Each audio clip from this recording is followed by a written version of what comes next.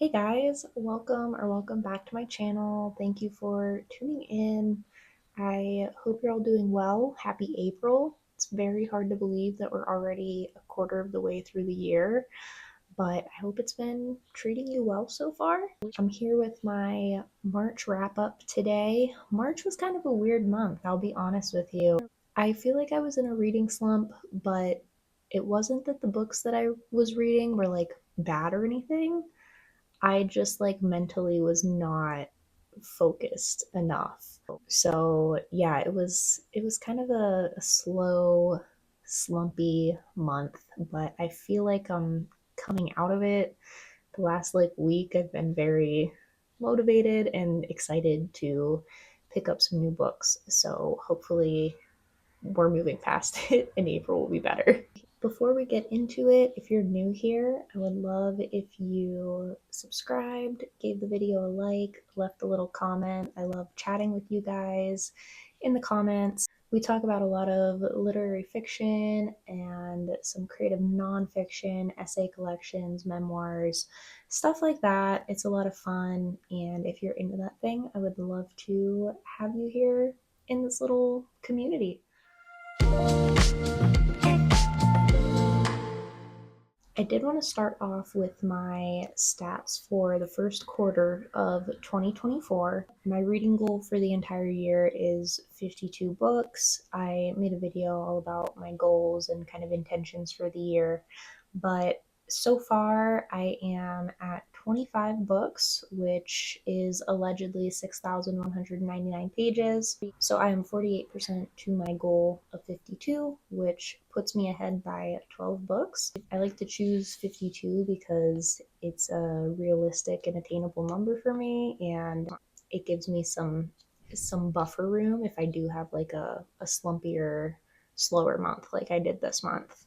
I've read 52% fiction, 48% nonfiction so far for the year. I'm loving how big the nonfiction category is in my reading right now. And I've given the books an average rating of 3.85 stars, which I don't think is too bad. I've really, I think, reeled it in with the number of 5 stars I was handing out, but I still think that 3, 4 star books are thumbs up for me. And then for March in particular, I read 7 books, which is 1,699 pages, and they were 71% fiction and 29% nonfiction. So the first book that I finished in March was The Man Who Saw Everything by Deborah Levy. I rated this 4 stars. Deborah Levy is honestly one of my favorite authors, so I was excited to get to this one. I read it on Scribd on my e-reader, and this book kind of blew my mind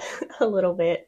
It's a super deceptive little book, and I feel like I was not as conscientious of a reader as I should have been whenever I was going through the beginning of it. At first, it seems like it's this really straightforward story about a man named Saul. He is a historian, it's like the 1980s, and he's preparing to go on a trip to Germany because he's very intrigued by the Berlin Wall and the division of Germany that was going on at that time. But as he's getting ready to go on this stop beeping. As he's getting ready to go on this trip, he is at Abbey Road and he's trying to recreate the like Beatles album cover photo. So he has his girlfriend who's like a photographer and an artist take a picture of him, but as he's waiting for her, he gets hit by a car and he seems all right at first. He's a little banged up, but nothing major going on. But his girlfriend does end up breaking up with him right after they take that picture. He goes off on his trip to Germany and he is staying with this translator named Walter, and Walter's kind of like his host. Saul is like living with him and his family, and there's some love affairs going on in here. Saul is doing things in Germany, but he does eventually become really paranoid that he's being watched, and he ends up going back to London, cutting the trip short. I'm not going to give it away, but you do think that the story is just going to like continue following him in London, just moving on with his life, and Deborah Levy is like, nah. She's like, we're gonna flip this whole entire thing on its head. And it honestly had my jaw on the floor. And I was like, I did not pay close enough attention to the first half because it was just kind of this meandering, like not super intriguing story, but Deborah Levy knows exactly what she's doing with this kind of twist. So she is like simultaneously shedding a light on the events that happen in the first half of the book. There's a lot of stuff that is mentioned that seems kind of just like random, unexplained, just like quirky little things that are happening. But she, in the second half, really fleshes out those experiences and gives us like history and backstory as to why those things have significance. But she's also making you question everything.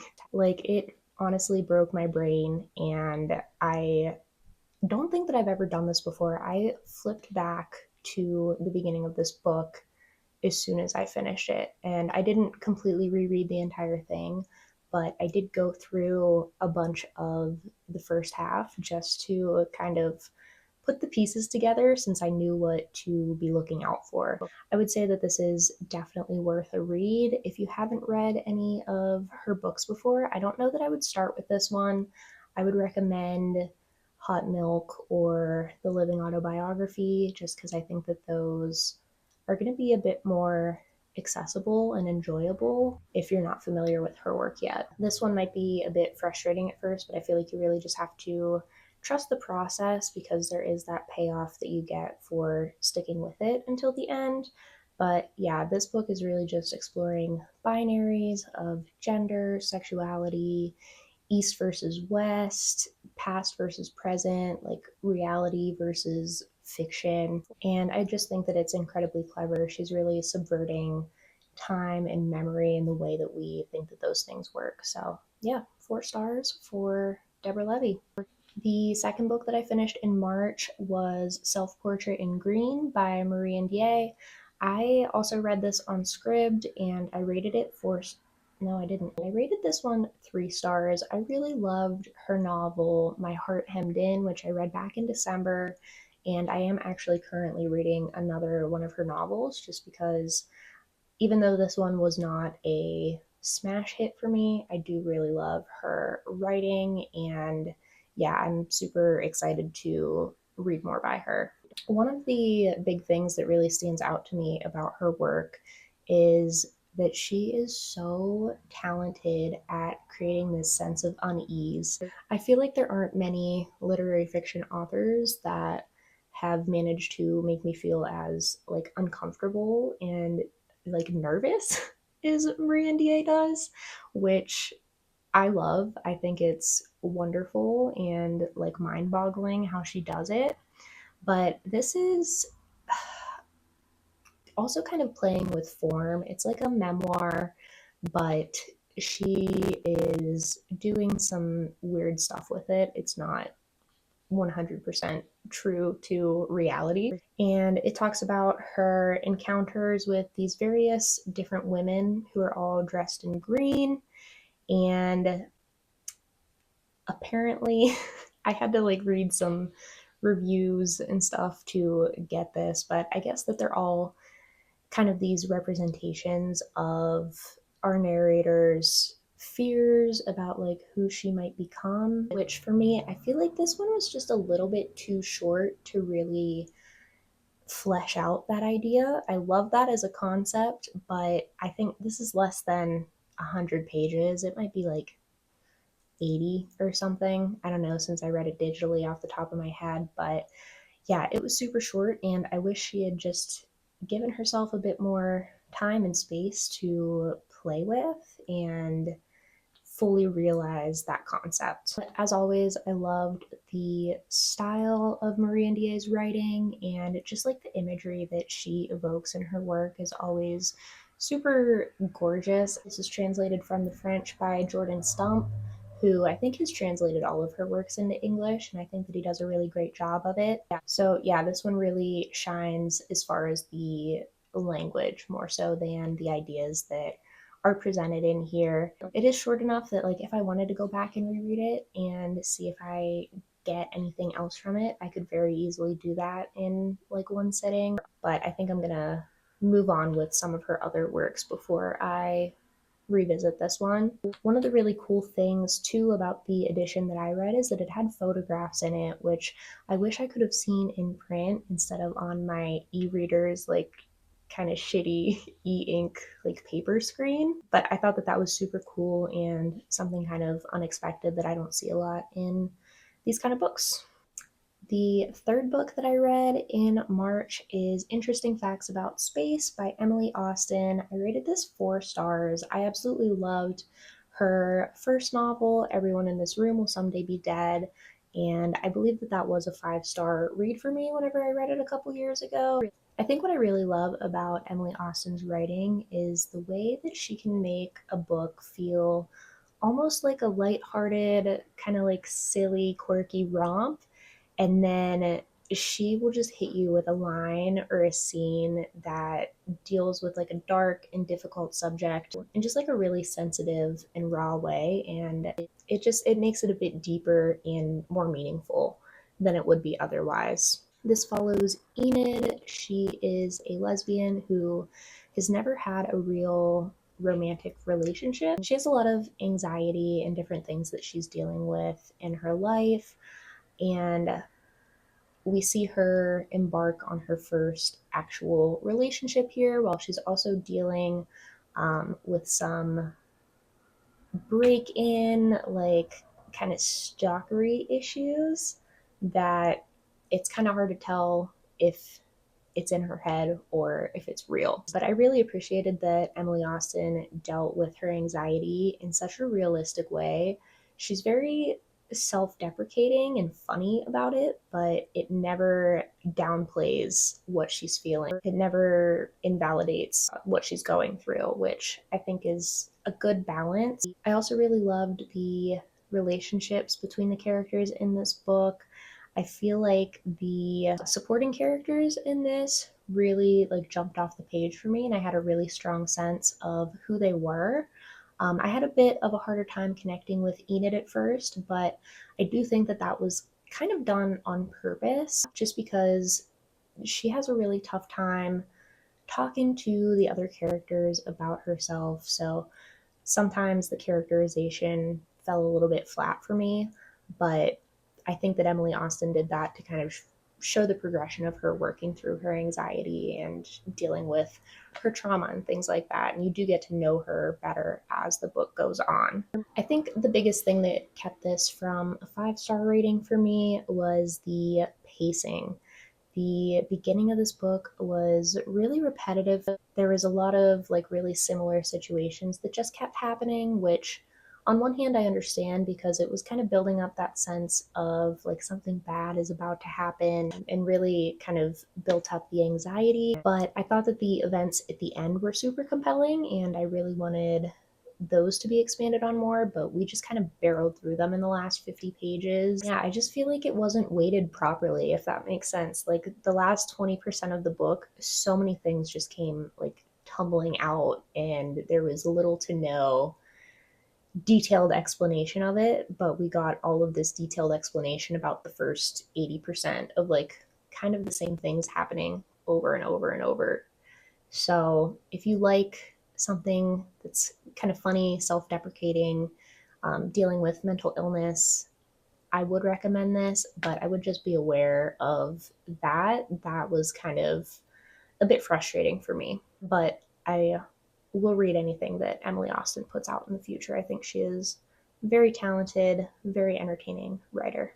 Next, I read Notes from the Henhouse on Marrying a Poet, Raising Children and Chickens, and Writing by Elspeth Barker. Elspeth Barker is the author of O Caledonia. That's her only novel, but this is an essay collection. I received an early digital copy of this from Scribner on NetGalley, so thank you to them for providing that. But I do believe that this just came out on March 19th, if I'm remembering correctly. And I rated this 3 stars. I have not read O Caledonia, but you know me, I love an essay collection, so I felt like I wanted to check this one out whenever I saw that it was available on NetGalley. But ultimately, this I don't think was my style of essay collection. This is collected writings from throughout her career and throughout her life. It's broken up into a couple different sections based on different time periods in her life. So it wasn't something that she like sat down and said, I'm going to write an essay collection, which is maybe why it fell flat for me. This had a lot of beautiful writing in it. She was Scottish, so there was some really interesting choices with like the style and the dialect in this that I typically don't see, that kind of gave the writing a different feel. But ultimately, I feel like there wasn't a ton for me personally to latch onto as far as the content of the essays goes. There was a lot of really nice like imagery about the Scottish countryside and about the animals that she raised throughout her life, and different like party scenes and things like that with her family. But I think I realized that ultimately like that kind of like naturey animal related writing isn't 100% my favorite subject matter to read about. I really liked the more personal and kind of emotional essays in here, particularly in the widowhood section. There were two. One of them was called The Longest Goodbye, and the other one is called Brokenhearted. And I remember really enjoying those, and I wish that the collection had more of that tone to it. I also surprisingly enjoyed the stories at the end. There's a handful of short stories that she had written, and I'm usually not a big short story person, but I actually liked those more than the nonfiction. So I thought that was strange for my personal tastes as a reader.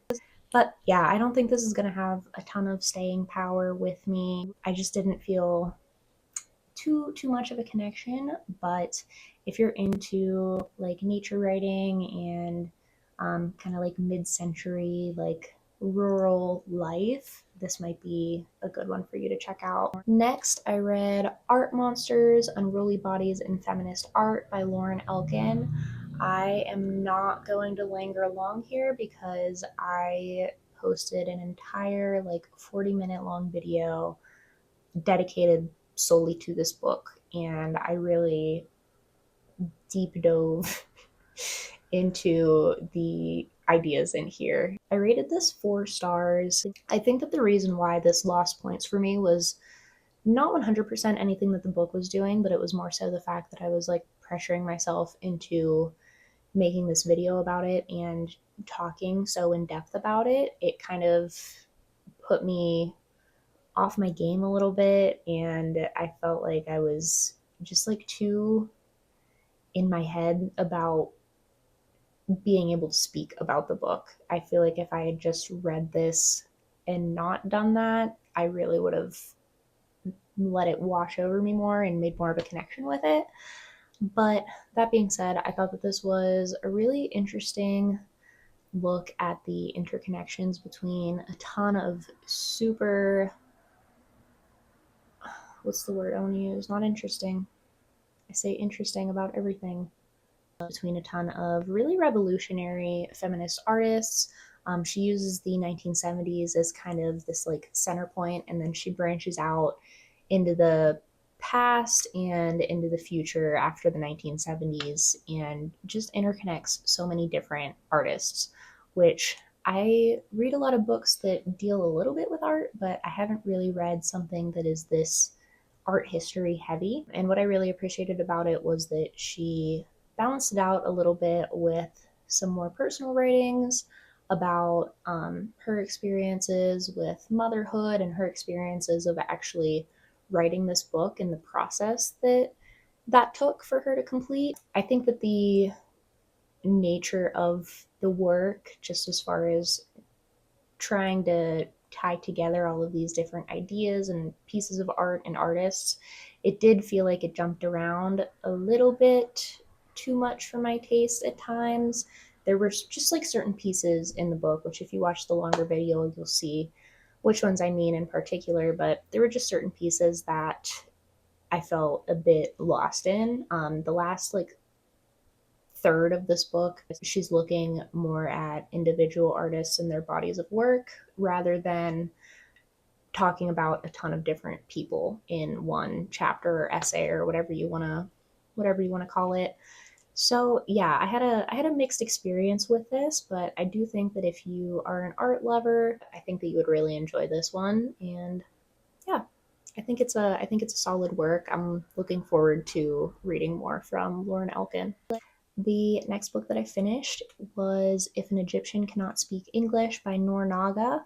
I rated this 4 stars. Shout out to my friend Claire for letting me borrow her copy of this. I picked this up whenever I was really kind of at the tail end of my reading slump era. I feel like this kind of helped me get out of that in a way. This is a ultimately doomed love story that is super experimental in its form, and it's really exploring these questions of who gets to tell what stories and what does it mean to be from a place. It's looking at like heritage and things like that. So this is also split into 3 parts, and the first part of it alternates back and forth between the perspectives of our 2 main characters. There is a woman from New York City and a man that has lived his entire life in Egypt, at first in a small village, and then he eventually moved to Cairo. Yeah, we're going back and forth between their 2 different points of view, and every time the perspective changes, there is like a question at the beginning of the new section that kind of influences the anecdote that the character shares with us. The second part switches things up a little bit. It still has those alternating perspectives, but it includes a bunch of footnotes that give us more context into some of the like cultural traditions in Egypt that are talked about in this book. So it's nice because it kind of clears up some things in the first chapter, and it just really, I think, gives an insight into the difference between the 2 worlds that these characters come from. I've seen a lot of people kind of struggle with the differing perspectives, and people have said that it's kind of hard to tell who was speaking at certain points. But I feel like once you get past like the first, I don't know, like 10 pages of it, I think it becomes pretty obvious as far as those perspective changes with like who's talking. I think that the characters had really distinguished voices and their backstories were built up. So it felt like they were 2 separate people. We move into the third part, which is actually a like writing critique group. So we get a whole new set of characters, and it's written almost like a play. Um, and we're getting the dialogue between all of them, which was kind of like meta because they're critiquing what we had just read. In that section, there is this kind of twist that reframes the first 2 parts of the book. It really appealed to the kind of like interesting form things that I like in a book. When I first started this, I thought that each of the parts were going to be telling the same events, just like in a different way. But I think that the structure of it actually does a really good job at advancing the plot and introducing new plot points. You kind of get information revealed to you in different ways depending on which part you're in. And yeah, everything just kind of builds on itself.